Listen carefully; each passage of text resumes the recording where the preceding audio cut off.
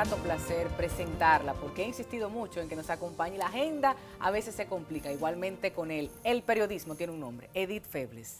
Saludos. Qué placer. Mucho gusto, el gusto es mío. Tenerte aquí con nosotros para conocer de tu, no solo la experiencia en el campo periodístico, sino qué opinas sobre todo lo que estaremos conversando en cuanto a las expectativas 2017. Y él también está constantemente en los medios de comunicación, su experiencia, su formación, su intervención y por supuesto es una voz principal si hablamos de institucionalidad en la República Dominicana. Servio Tulio Castaño Guzmán, abogado, jurista y vicepresidente ejecutivo de la Fundación Institucionalidad y Justicia, Finjus, a quienes ustedes consultan a través de otros medios de comunicación y él siempre está disponible. Bienvenido. Muchísimas gracias por la invitación y para mí es un lujo estar compartiendo este escenario con Edith Febles. Pues vamos a escuchar, 2017 supone evaluación, selección de autoridades en la República Dominicana, hay mucho debate en medios de comunicación, unos perfiles que se evalúan, otros que se quedan solo en algunos círculos de poder. Queremos escucharte, ¿qué piensas tú?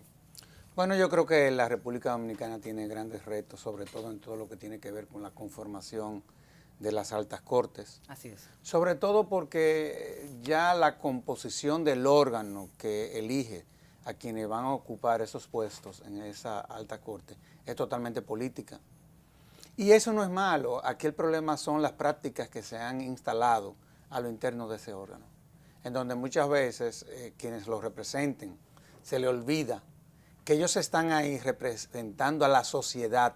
Para eso fue que fueron electos en esos órganos, me refiero al Consejo Nacional de la Magistratura, y no a las fuerzas políticas que lo llevaron a, por ejemplo, a ser senadores o a ser presidente de la República. Y esas son de las cosas que nosotros tenemos que desmontar. Evidentemente de que está en la agenda el tema del Tribunal Superior Electoral, que es un órgano político. Esa es una realidad. Por supuesto. Y por eso cuando se estaba debatiendo la reforma constitucional, nosotros nunca apostábamos a la creación de ese órgano. Nosotros siempre decíamos que valdría la pena, o era lo que le convenía al país, que la jurisdicción contenciosa electoral se le transfiriera a la jurisdicción contenciosa administrativa. Porque a fin de cuentas, los miembros de la jurisdicción contenciosa administrativa son jueces de carrera. En el caso del Tribunal Superior Electoral, son jueces que vienen de la política.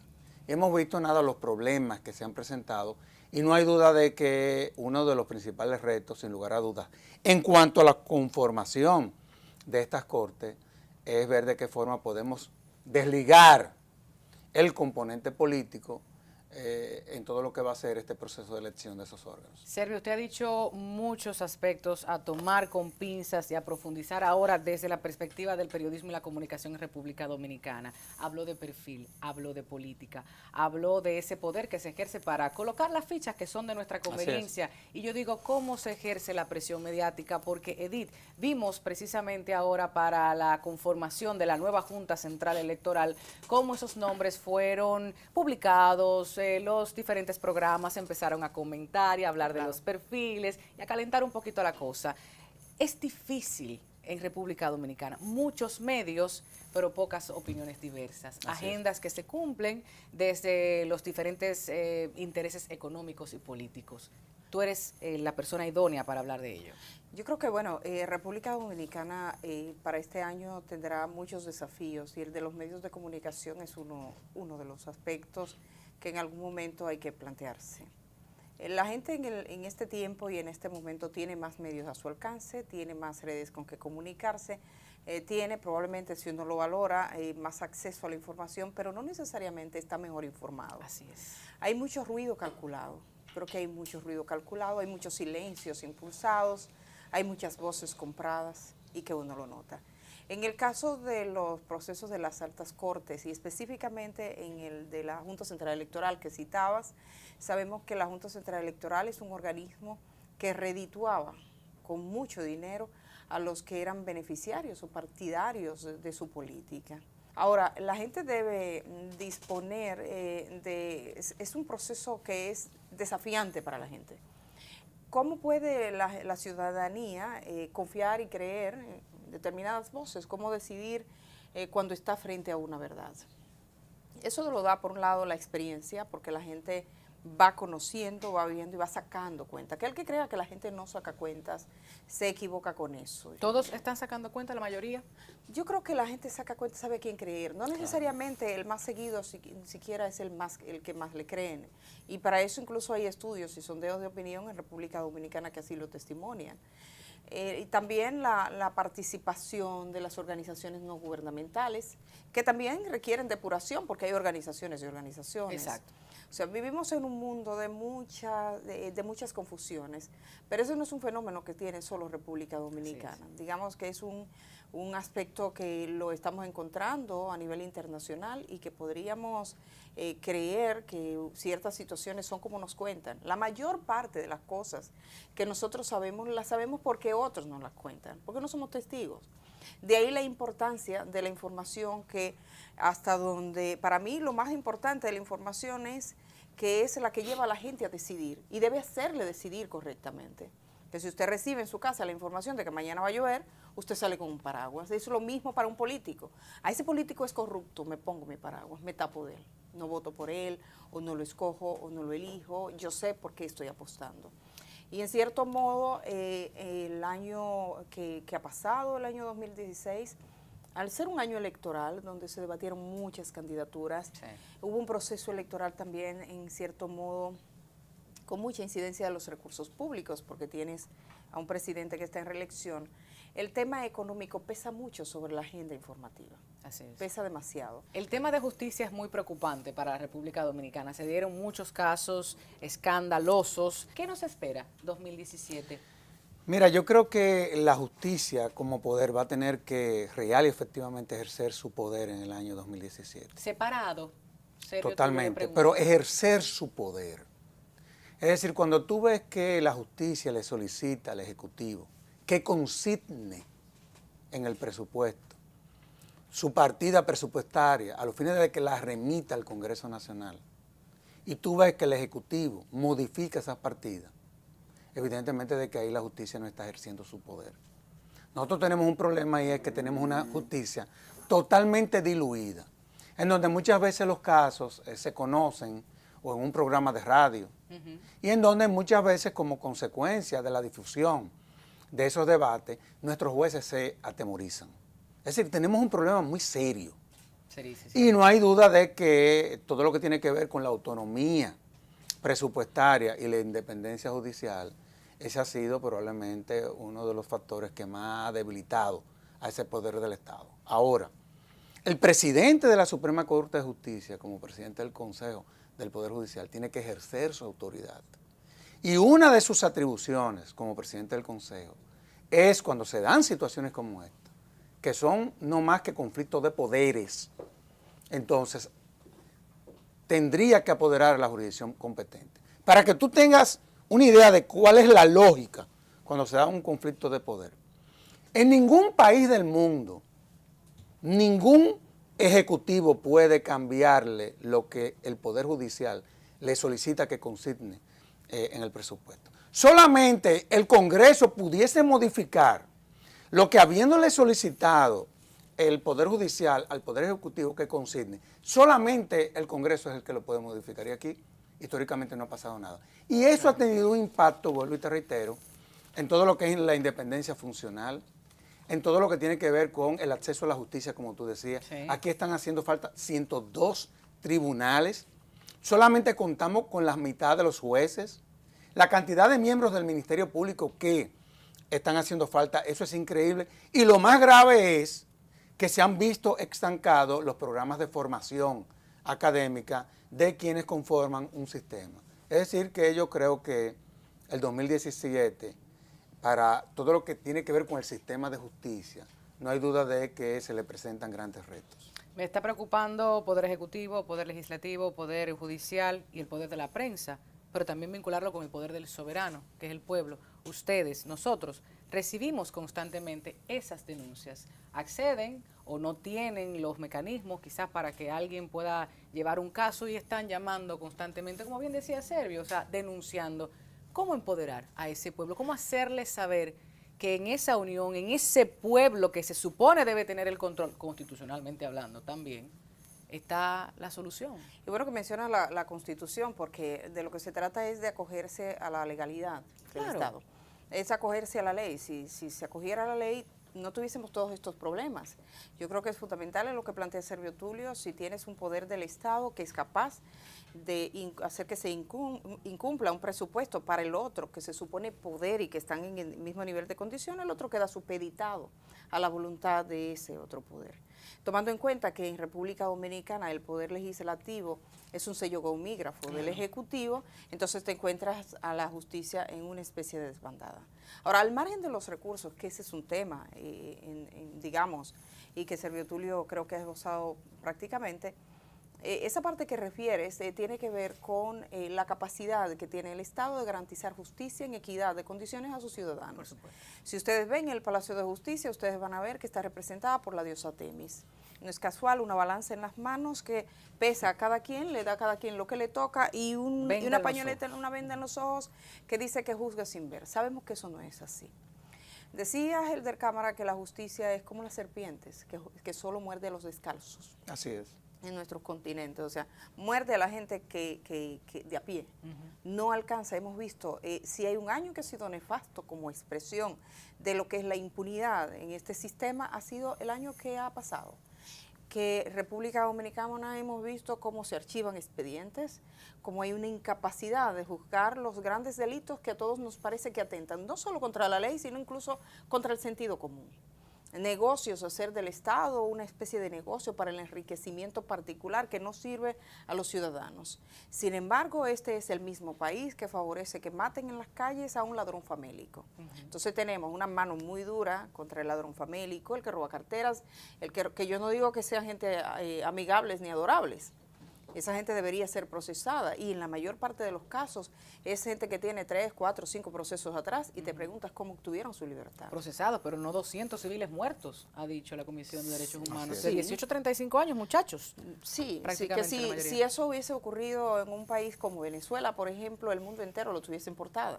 Ha ocurrido en República Dominicana, que ese es el otro, cómo se juzga y cómo se ve o cómo se valora, incluso a nivel internacional, las noticias como tales. O se seleccionan los contenidos para los medios. No llegamos a un estado donde hay, digamos, una permisividad. Aquí en República Dominicana, en este momento, si nosotros buscamos las muertes de civiles a manos de agentes policiales, no hay un medio de comunicación que cuando llegan las notas policiales verifique. En un sistema donde la Policía Nacional y una policía como la nuestra tiene la facultad de disponer sobre la vida de las personas, ni los curas están seguros. Así es. Pero lo lamentable de eso es que frente a esa realidad, a mí lo que me preocupa es la actitud del Ministerio Público frente a esos casos. Porque en cualquier país del mundo que se den situaciones como esa, el Ministerio Público, inmediatamente, como Ministerio Público, inicia una investigación y establece las responsabilidades. Lo que pasa es que penosamente, históricamente, aquí lamentablemente eso nunca ha pasado. Este año va a ser desafiante para el Ministerio Público. Yo creo que el Ministerio Público vamos a saber este año 2017 si va a servir para nada, para lo que sirve, o si va a servir para algo. Porque tenemos un procurador que llegó nuevo y la primera señal que mandó fue nefasta, que fue la de intentar liberar a un señor que había cometido un asesinato, a Blas Peralta. Esa fue su primera señal. Vino ese rechazo social. Él está tratando con las notas que prensa que hace el procurador, dice que se va a comprometer contra la corrupción y con todos esos términos. Vamos a ver si esos términos pasan a la práctica o se quedan en titulares. A mí me preocupa, por ejemplo, esa es una preocupación, aquella es otra, la desmovilización de la gente. Porque cuando la gente insiste en permanecer, que ustedes lo han recibido, tú los conoces a todos, tú también, de una forma u otra los medios tenemos que ir a cubrir y tenemos que día tras día dar conocimiento de qué ha pasado con esa protesta, con ese pronunciamiento, con ese caso particular. Entonces, sin la gente, sabemos, los poderes tienen la decisión, políticos, económicos, sí, pero ¿y la gente? Ya para concluir, por favor, como este proyecto se dirige a la gente más que nada, a esa movilización, a esa ciudadanía que debe ser empoderada para conocer sus deberes, para ejercer sus derechos, o sea, entender que no es con un activismo de teclado Claro o una opinión alguna vez, sino salir, pronunciarse, expresarse con valentía. Y hay una realidad, Tatiana. O sea, también dígame Luza y perdónenme. No, pero no, yo no, creo que no, sí, se no. puede. Es que es la visión correcta. Es que la forma moderna de cómo se construye la democracia desde el punto de vista de la ciencia política.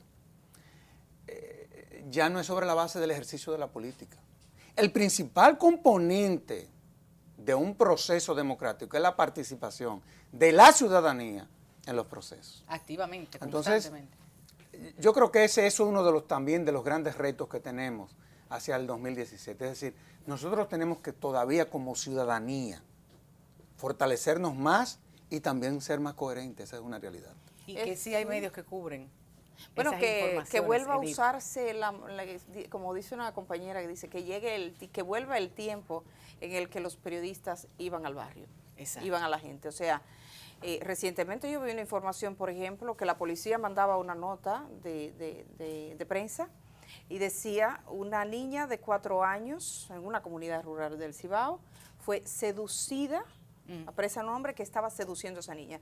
Esa es una figura que no existe, eso es una ignominia, es decir, eso es una arbitrariedad, porque tú no puedes seducir a una niña, porque es decir, un Eso adolescente tiene un nombre. participa con eso se llama abuso. Y es un tipo abuso penal. sexual, y es un tipo penal. Pero si tú le dices seducción, le baja la nota y además socialmente hace que esas palabras parezcan sostenibles y que la gente crea que se puede seducir. Entonces, debe llegar ese momento que los medios vuelvan a verificar esa comodidad que en cierto modo yo creo que nos atrapa, algunas veces por desidia, otras veces por comodidad, otras veces por complicidad, otras veces por un cansancio de tiempo, la falta de verificación de las Autocensura informaciones. muchas veces.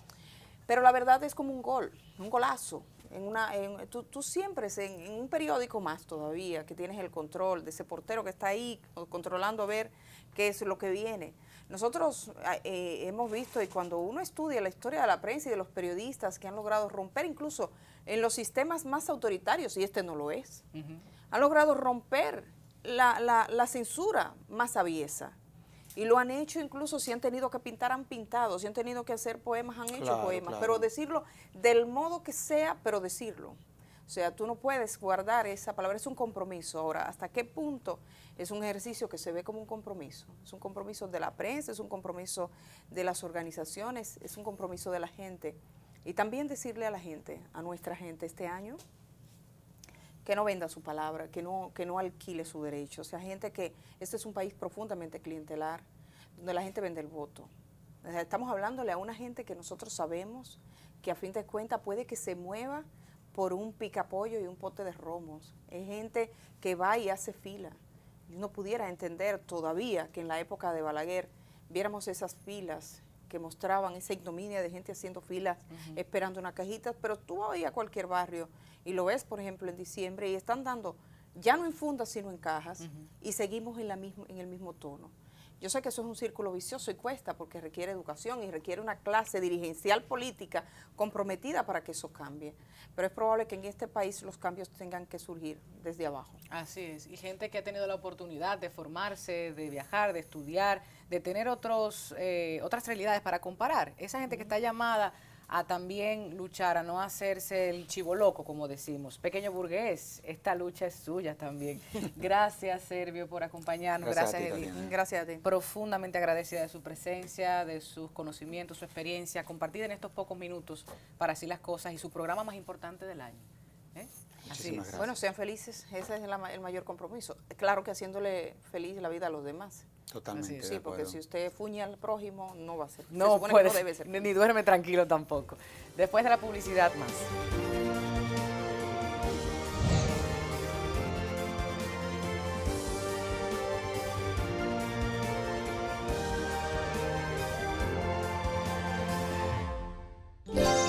Hay una tierra en el Caribe llena de vida y color, que despierta sentimientos y que llena de emoción. Siempre ha sido la primera, de riquezas está llena, de alegría que se entrega a quien a esta tierra llega. Es una tierra de primera, playa, cerveza, cacao y ron, tabaco, merengue y un gran corazón. Una tierra de primera, una tierra generosa, una tierra de primera. Ministerio de Industria y Comercio, generando empleos y progreso.